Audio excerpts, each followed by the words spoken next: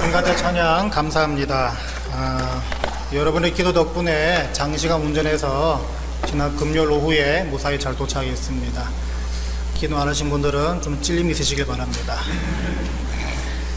자, 오늘 추수감사주일인데요. 오늘 설교 주제는 감사입니다. 우리 앞뒤 좌우 보시면서 한번 인사하시기 바랍니다. 이렇게 인사하십시오. 주님께 감사합시다 하고 인사하시기 바랍니다. 주님께 감사합시다. 주님께 감사합시다. 예. 우리 감사가 곧 능력이라고 여러분 생각하시기 바랍니다. 감사가 곧 능력입니다. 오늘 이 본문에서 범사에 감사하라 이렇게 말하고 있습니다. 범사에 감사하라. 한술 더 떠서요, 거기 더 보시면 아시겠지만 항상 기뻐하라 그렇게 말하고 있습니다. 거기에 또 한술 더 떠서 쉬지 말고 기도하라 그렇게 말하고 있습니다. 여러분, 항상 기뻐하시고 쉬지 말고 기도하시고 또 범사에 감사하시는 분이 여기 몇 분 계십니까? 한번 손 들어보세요. 아무도 없는 줄 압니다. 이 말씀이 상당히 부담이 됩니다. 이 말씀이 왜 부담이 되냐면요, 항상, 범사, 쉬지 말고 이 세 가지 단어 때문입니다. 이 말은 무슨 말인가 하면요, 감사하지 못할 만한 상황도 감사란 말이고, 기도하지 못할 상황이 되더라도 기도하란 말이고, 기뻐하지 못할 상황이 닥치더라도 기뻐하라는 말이 되기 때문입니다. 어떻게 보면요, 도저히 감당할 수 없는 그런 명령을 지금 쉽게 주고 계시는데, 말씀을 받고 듣는 입장에 있어가지고서는요, 이 말씀이 그렇게 부담이 되고 그렇게 짐이 됩니다. 여러분, 이 가운데 우리가 항상 기뻐하고 쉬지 말고 기도하고 범사에 감사하는 사람이 없다고 분명히 확인했는데, 자, 그렇다면 이 말씀 우리가 어떤 식으로 이해를 해야 되겠습니까? 이 말씀은요, 우리는 하나님의 뜻대로 온전히 살 수 없는, 왜냐하면 이 세 가지가 하나님의 뜻이라고 말하지 않았습니까? 이 하나님의 뜻대로 온전히 살 수 없는 우리의 무능력, 우리의 무지함, 우리의 연약함을 그대로 고발하고 있는 말씀으로 받으셔야 합니다. 우리는 이렇게 살 수 없기 때문에 주님 앞에 아무것도 아닙니다. 우리가 무능합니다, 무지합니다, 그렇게 연약합니다, 이 마음으로 이 말씀을 받아야 한다는 것입니다. 자, 그렇다고 이 말씀을 그냥 그렇게 우리는 아무것도 할 수 없구나, 거기서 끝내야 되겠습니까? 그렇지 않습니다. 이 말씀 우리가 정확하게 올바르게 이해하기 위해서는요, 사실 이 말씀 뒤에 나오는 말씀들을 먼저 살펴봐야 합니다. 여러분, 19절을 보면 뭐라 그랬습니까? 성령을 소멸치 말라라고 말하고 있습니다. 성령을 소멸치 말라. 이 말씀의 영문판을 그대로 직역을 하면요, 이 성령을 소멸치 말라는 말씀은 어떤 말씀이 되냐면, 성령의 불을 내놓지 말라, 외면하지 말라, 그러니까 turn away 하지 말라, 끄지 말라, 더 나아가서 과소평가하지 말라, 무시하지 말라, 그 말과 똑같습니다. 자, 그러니까 앞에 말씀에서 기가 그렇게 죽어 있었던 우리들 앞에 하나님이 사도 바울을 통해서 너희들 그렇게 기죽을 필요 없다, 잘 봐라, 너희들이 지금까지 성령의 그 능력을 과소평가하지 않았느냐, 너희들이 성령의 능력을 믿고 그 능력을 받게 되면 이 세 가지 말씀 그대로 너희들이 살 수 있다, 이 의도로, 이 느낌으로 이렇게 주시는 말씀입니다. 자, 그러니까 한번 이 정리하면 이렇습니다. 나는 16절부터 18절까지의 그 명령을 그대로 행할 수 없는 참 약한 존재이지만, 내 안에 지금 내주하시는, 내 안에 지금 살아 역사하시는 그 성령님의 도우심 때문에 항상 기뻐하고 쉬지 말고 기도하고 범사에 감사할 수 있는 존재로 바뀔 수 있다는 것입니다. 그러니까 문제는 뭡니까? 우리는 성령의 능력을 너무나 과소평가하고 성령의 도우심을 간구하지 않는 채 이 말씀 볼 때마다 그냥 이렇게 못 산다, 주저앉는다는 것입니다. 여러분, 성령님을 정의할 때, 성령의 능력, 성령의 어떤 역할을 정의할 때 여러 가지로 정의할 수가 있지만요, 성령님은 기본적으로 도와주시는 분이십니다. 보혜사, 헬퍼. 왜냐하면 예수님께서도요, 이런 말씀하셨습니다. 요한복음 14장 16절부터 보시면, 내가 아버지께 구하겠으니 그가 또 다른 보혜사를 너희에게 주사 영원토록 너희와 함께 있게 하리니 그는 진리의 영이라. 세상은 능히 그를 받지 못하나니 이는 그를 보지도 못하고 알지도 못함이라. 그러나 너희는 그를 아나니 그는 너희와 함께 거하시며 또 너희 속에 계시겠습니다. 내가 너희를 고아와 같이 버려두지 아니하고 너희에게로 오리라. 이 약속을 하셨습니다. 여기 예수를 나의 구주로 영접하고 고백하는 모든 여기 앉아 계신 여러분 모두 안에는 지금 성령님이 함께 하시고 영원히 함께 하시겠다 약속으로 지금 내주에 계시다는 것입니다.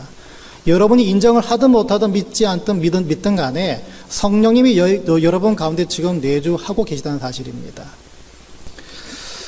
여러분, 성령님이 떠나지 아니하시고 여러분과 함께 하신다는 그 목적이 바로 여기에 있습니다. 도와주시겠다는 것입니다. 한시라도 곁에 있지 않냐면요, 저와 여러분은 늘 딴 길로 갑니다. 늘 엉뚱한 짓을 합니다. 그렇기 때문에 성령이 항상 함께 하셔서 여러분들을 도와주시겠다는 것입니다. 특별히 어떻게 해요? 너희들이 항상 기뻐하고 휴지 말고 기도하고 범사에 감사할 수 있도록 도와주시겠다는 것입니다. 여러분, 성령님이 어떻게 도와주십니까? 항상 기뻐할 수 없는 상황에서 기뻐할 수 있도록 여러분의 생각과 시각과 가치관을 바꿔주십니다. 쉬지 말고 기도할 수 없는 상황에서도 쉬지 않고 기도할 수 있도록 여러분들의 생각과 가치관과 시각을 바꿔주시겠다는 것입니다. 더 나아가서 범사에 감사하지 못할 상황일지라도 그 상황 그대로일지라도 그 상황 속에서 여러분들이 감사할 수 있도록 여러분들의 생각과 가치관과 시각을 바꿔주시겠다는 것입니다. 여기 계신 여러분 가운데 여러분의 생각과 시각과 가치관이 확 바뀌어서 바로 그런 경험들을 해본 적 있는 분 계십니까? 부끄러워 손을 안 들고 계실 뿐이지 몇 분 계시리라 믿습니다. 몇 년 전에 그 뉴저지에서 목회하시는 어느 목사님의 따님이 괴한하게 칼에 찔려 살해를 당한 적이 있습니다. 허봉기 목사님이신데요. 그 허봉기 목사님이 교회에서 일부 예배를 드리는 그 전에 그 소식을 듣고 그 슬픈 마음 그대로 안고 전혀 내색하지 않으시고 2부, 3부 예배를 인도하셨다고 하는데요.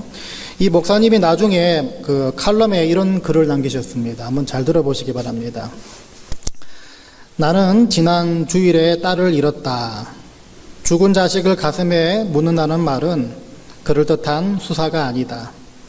정말 가슴 한켠에 묵직한 것이 들어 앉아 있다. 하루 종일 딸 생각, 혼자 있으나 함께 있으나 시도 때도 없이 눈물이 난다.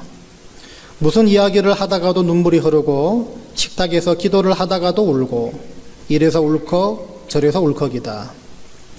일 당하고 하루 이거 쉽지 않겠구나, 퍽 오래 가겠구나 싶었던 데 비하면 이제는 그런 마음이 많이 가셨다. 어차피 한두 해에 청산될 일은 아닌 것 같다.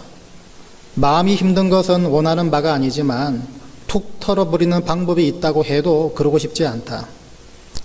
신학자 한스 퀼의 말대로 그리스도인은 고난을 피해가는 길을 알지 못하지만 고난을 헤쳐나가는 길은 알고 있으니 그만하면 다행이지 않은가.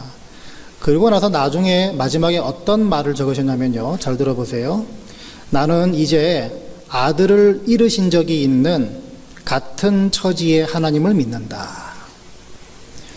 그러니 마지막 말이 참 울림이 있지 않습니까? 나는 이제 아들을 잃으신 적이 있는 같은 처지의 하나님을 믿는다. 마지막 이 고백에서요, 왜 큰 울림이 있냐면은, 하나님께서 이 상황을 이렇게도 보게 하시는구나, 바로 그 생각을 주셨기 때문입니다. 여러분, 이 목사님 성품이 뛰어나고 매사에 긍정적이기 때문에 이런 생각하셨겠습니까? 그렇지 않습니다. 자식을 잃었는데요, 자식 잃으면 목사, 장로, 권사, 집사 다 필요 없습니다. 그 사람 어디로 튈지 모릅니다.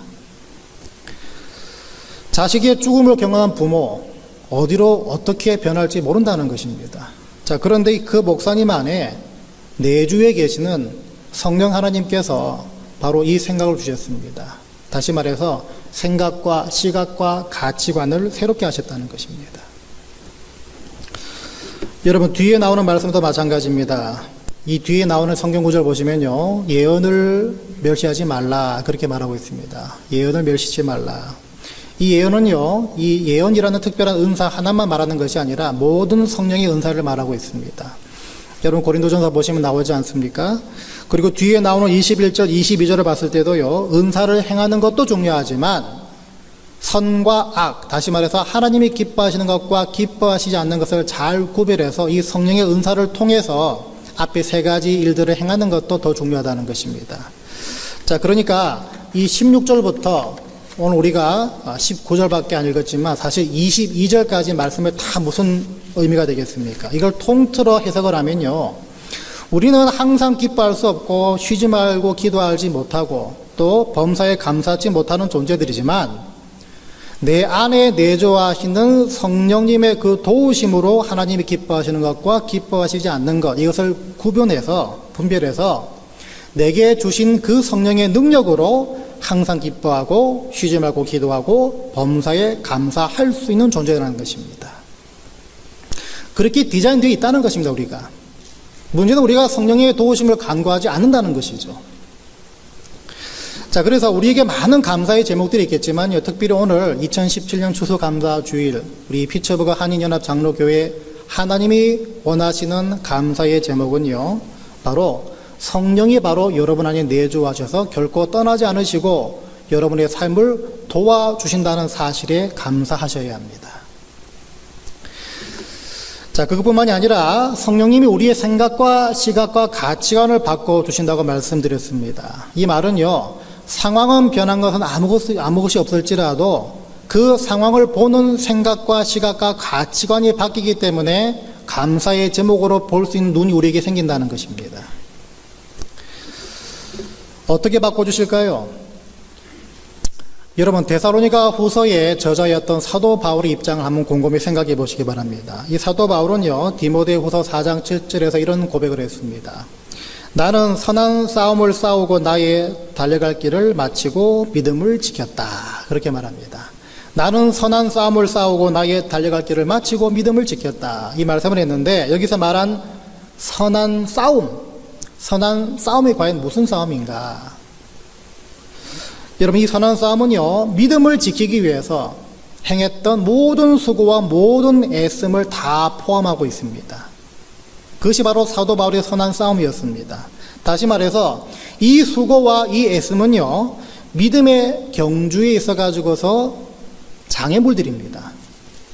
걸려 넘어지게 만들고 포기하게 만들고 끝까지 지키지 못하게 만들게 만드는 그런 어떤 장애물들이 바로 이 모든 수고와 애씀들입니다. 여러분, 장애물이 없는 경주 상상해 보셨습니까? 허들 선수가 허들을 넘어야 되는데 허들이 그 경기장이 없다. 운동선수가 운동을 해서 열심히 뛰어가야 하는데 숨이 벅차오른다. 여러 가지 모양의 장애물들이 있는데 그 장애물들이 없다면 어떻게 되겠습니까? 누구나 다 세계 신기록 보유자 아니겠습니까?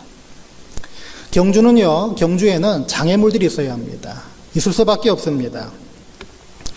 우리도요, 우리의 믿음을 지키지 못하게 만드는, 쉽게 주님으로부터 돌아서게 만드는 여러 가지 시험들, 유혹거리들, 걱정들, 불안들, 근심들, 불신들, 의심들, 세상 풍습들, 가치관들, 이 세대 풍조들, 이런 것들이 우리는 다 둘러싸여 있습니다. 장애물들입니다. 믿음에 경주할 때 장애물들입니다. 그만하면 됐다. 뭐하러 예수 믿느냐? 하나님이 어디 살아계시냐? 그렇게 유난스럽게 예수 믿을 필요 있느냐? 이런 말을 듣는 이게 말들도요, 다 장애물들입니다. 주님을 온전히 따르지 못하게 만드는 습관적인 게으름들, 무관심들, 사회적인 구조나 사회적인 통념들조차도 다 뭡니까? 장애물들입니다. 우리는 수많은 장애물들 속에 갇혀 경주를 하고 있는 상태입니다.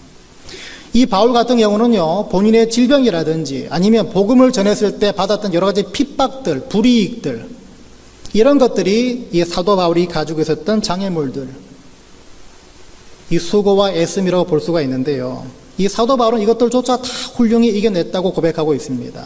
어떻게 해요? 바울은 그 장애물들을 경주 때 당연히 있어야 할 장애물로 여겼기 때문입니다. 그게 없으면요, 경주와 선한 싸움이 이루어질 수가 없기 때문입니다. 그래서 바울은요, 복음 때문에 고난받는 것을 곧 어디로 연결시켰습니까? 곧 영광의 면류관으로 연결을 시켰습니다. 왜? 이것만 견디면, 이것을 넘기면 저곳에 영광의 면류관이 기다리고 있기 때문이라는 것입니다. 여러분에게 생길 수 있는 여러 가지 원치 않는 일들이 있습니다. 여러분이 겪고 있는 유혹이나 시험거리 분명히 있습니다. 여러분이 지금 이 시간 가지고 있는 불평하고 감사하지 못하는 상황들이 분명히 있을 수가 있습니다. 모두 다 믿음을 저버리게 만드는 것들, 모두 다 오늘 이 세 가지 말씀을 행하지 못하게 만드는 것들이 될 수가 있습니다. 그런데 그것들조차도 바로 여러분들이 선한 싸움과 달려갈 길을 맞춰야 해야 할 그 경주의 그 재료들로 삼으시길 바랍니다. 예수 믿고 열심히 섬기고 주님을 닮아가고 열심히 기도하며 말씀에 푹 빠져가는 삶을 살고 있을지라도 분명히 고난이 있을 수 있습니다. 감사하지 못할 상황, 불평할 상황 분명히 있습니다. 예수 믿는다고 모든 것이 형통하지 않습니다. 중요한 것은 이것이 경주기 때문입니다. 포기하지 마시기 바랍니다. 장애물들이 분명히 있다는 것, 있을 수밖에 없다는 것을 인정하시기 바랍니다. 믿음의 경주는 그 장애물들을 인정할 때만이 여러분들이 완수할 수 있기 때문입니다. 하나님이 지금 여러분들이 기대하시고 계시는 것이 분명히 있습니다. 왜 장애물을 나에게 주십니까? 네가 그를 열심히 잘 뛰어넘기를 기대하고 있기 때문에 내가 준 거다. 여러분 그 음성을 듣게 되시길 바랍니다. 그것을 잘 뛰어넘고 잘 이겨내기를 기대하고 계시기 때문에 여러분 삶 그 경주 곳곳에 하나님의 장애물들을 부어 놓으실 때가 있다는 것입니다. 이것을 인정하심을 통해서 하나님의 자녀라 함은, 하나님의 성도라 함은 지금 겪고 있는 모든 불평과 모든 감사치 못할 그 상황조차도 결국에는 감사의 조건으로, 항상 기뻐할 수 있는 조건으로, 쉬지 않고 기도할 수 있는 조건으로 바꿀 수 있는 사람임을 기억하게 되시기를 바랍니다. 마지막으로 이 성령님이 저와 여러분의 가치관과 생각과 시각을 또 어떻게 바꿔주시는가? 여러분 이 바울이 깨달은 게 있습니다. 이 바울이 깨달은 게 뭐냐면 아까 말씀드린 것처럼 바울에게 장애물이 있었죠. 그 중에 하나가 질병이었습니다. 육체의 가시가 있었는데요. 그 육체의 가시를 대했던 그 바울의 태도가 어떤 태도였냐면요. 고린도 후서 12장 9절을 보니까 나에게 이르시기를 내 은혜가 내게 족하도다. 이런 말씀을 하나님이 바울에게 주셨습니다. 하나님 내 병 좀 고쳐주세요. 하나님께 3번 간구했지만 하나님이 들어주지 않았습니다. 그러고서 해주시는 말씀이 얘야 내 은혜가 그냥 내게 족하는 거 아니냐. 그리고 뒤에 무슨 말씀하십니까? 내 능력이 네가 약한 데서 온전해지는 것이란다. 내 능력이 내가 약할 때 온전하게 되는 거야. 인생을 많이 사신 분들은 그 말이 뭔지 잘 아실 겁니다. 예수를 굳이 안 믿더라도 이 말의 어떤 그 진의가 뭔지 아실 겁니다. 몸에 힘을 빼야 여러분 안에 힘이 들어간다는 것입니다. 수영할 때 보시면 몸에 힘을 빼야 수영을 잘할 수 있는 거 아닙니까? 내가 뭘 어떻게 해보겠다 이게 아니라 내가 어떻게 할 수 없는 존재이기 때문에 하나님의 도우심을 구하는 그 위치에 갔을 때 결국에는 내가 해낼 수 있다는 것, 단순한 진리 아닙니까? 지금 하나님이 그렇게 말씀하십니다. 내 은혜가 내게 족하다. 내 능력이 약한 데서 온전해지는 것이야. 자, 그렇다면요, 예수님께서 말씀하신 이 족한 은혜, 충분한 은혜, 이 은혜가 무슨 은혜겠습니까? 이 은혜는요, 바울이 과거에 이미 누렸던 그리고 지금까지 누리고 있는 모든 은혜들을 말하고 있습니다. 어떤 은혜들이었습니까? 이 죄인 중에 괴수였던 이 바울을 하나님의 복음 전도자로 부르셨고요. 일꾼으로 세우셨고 놀라운 이적 행하게 하셨고요. 복음을 전할 때마다 많은 사람들이 주님께로 돌아오는 그 광경을 또 보게 하셨습니다. 그것뿐만이 아닙니다. 어떤 상황에서도 자족하는 비결을 가지게 하셨고요. 고난 가운데 기뻐할 수 있는 마음도 주셨습니다. 주님께서 말씀하신 내 은혜가, 지금까지 네가 받아온 그 은혜가 바로 이 은혜들입니다. 그렇다면 네가 지금까지 받고 누려왔던 그 은혜들이면 충분하다. 이 말은 뭡니까? 네가 이미 받았고 지금까지 누리고 있는 그 은혜들로 지금의 고난들을 네가 이겨내거라. 이 말과 똑같습니다. 여러분, 그런 의미에서 여러분들이 매주 이렇게 하나님으로부터 받는 말씀들이 있는데요. 이 말씀을 받는 성도들이 가장 경계해야 될 것이 무엇인가 곰곰이 생각해 보시면요, 바로 망각이라는 것입니다. 망각. 쉽게 잊어버리고 대수롭지 않게 생각하고 그냥 지나치는 이 습관적인 망각의 일들, 이 모습들이 바로 우리들이 가장 경계해야 할 사탄의 공격 무기입니다. 왜 그런지 아십니까? 받은 은혜를 자꾸 잊어버리기 때문입니다. 누리고 있는 은혜를 자꾸 무시하기 때문입니다. 그래서 우리 가운데 참 못된 습성이 있는데요, 내가 지금까지 받아왔던 은혜보다는 좀 더 자극적이고 좀 더 크고 좀 더 강한 것들을 자꾸 구한다는 것입니다.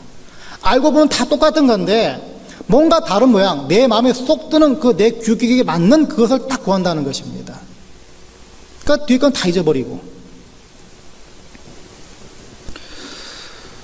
여러분, 하나님이 여러분이 주신 것 많이 있습니다.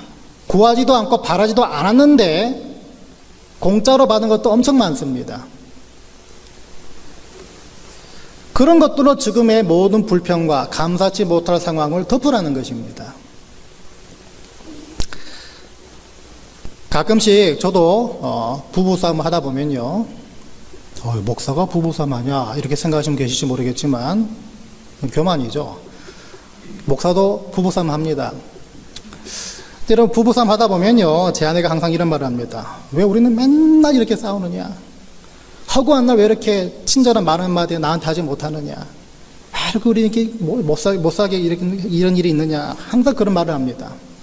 근데 제가 그 말을 들을 때마다 들을 때마다 참 어폐가 있다 느낍니다. 그게 뭐냐면요, 제 아내가 저한테 왜 우리는 허구한 날 맨날 싸우느냐 이 말할 때 우리는 맨날 싸우지 않거든요. 싸운 날보다 안 싸운 날이 몇백 배나 더 많습니다. 따뜻하고 서로 배려하는 말을 해줄 때가 그러지 못할 때보다 몇천 배나 더 많습니다. 그러면요, 그 기억으로 지금의 그 조그만 갈등을 덮어야 될 상황이지, 오히려 한 번 싸우는 그걸 가지고서 그 전까지 받아왔고 그 전까지 누려왔던 모든 감사의 조건들을 다 무시하고 그냥 덮어버리는 거, 이거는 어불성설 아닙니까? 이 논리로, 이 공식으로 성도들은요, 하나님의 자녀들은요, 감사할 만한 상황에서만 감사하는 게 절대 아닙니다. 그거는 불신자 다 할 수 있는 것들입니다. 하나님이 우리에게 원하시는 감사는 조금 더 차원이 높은 감사입니다. 뭐겠습니까? 바로 지금까지 여러분들이 받아왔던 일방적으로 인지하지 못했던 그 은혜들을 다 기억을 해내서 그걸 지금의 감사치 못할 상황을 덮어버리라는 것입니다. 이게 바로 내 은혜가 너에게 족하다, 네가 약할 때 온전해지는 것이다. 그 비밀의 열쇠가 바로 여기에 있습니다. 이게 바로 성령의 지혜가 되는 줄 믿습니다. 말씀 뵙겠는데요, 오늘 추수감사주일에 저와 여러분 가운데 이미 내주에 계시고 그리고 항상 계시고 영원히 떠나지 아니하시겠다 약속하신, 특별히 도와주시는 분들로 내주하시는 그 성령님의 계심을 여러분 감사하는 첫 번째 제목이 되게 되시길 바랍니다. 또 우리는 이 삶의 경주 아닙니까? 믿음의 경주 아닙니까? 선한 싸움 아닙니까? 참 공교롭게도 그 가운데 장애물들이 있지만 그 장애물 주심에 또한 감사하시기 바랍니다. 하나님이 아무것도 아닌 내가 저 장애물을 뛰어넘기를 지금 보고 계시는구나, 기대하고 계시는구나, 기다리시는구나, 그 기대감으로 나에게 장애물을 허락하셨다는 그 사실에 감사하시기 바랍니다. 그걸 뛰어넘을 때 여러분들이 그전까지 경험하지 못했던 은혜가 임할 줄 믿습니다. 더 나아가서 여러분, 지금의 장애물들을 여러분들을 덮으라고, 그것을 뛰어넘으라고 과거부터 이미 대가 없이 여러분에게 주신 은혜가 많이 있음을 여러분 늘 기억하시고 감사하게 되시길 바랍니다.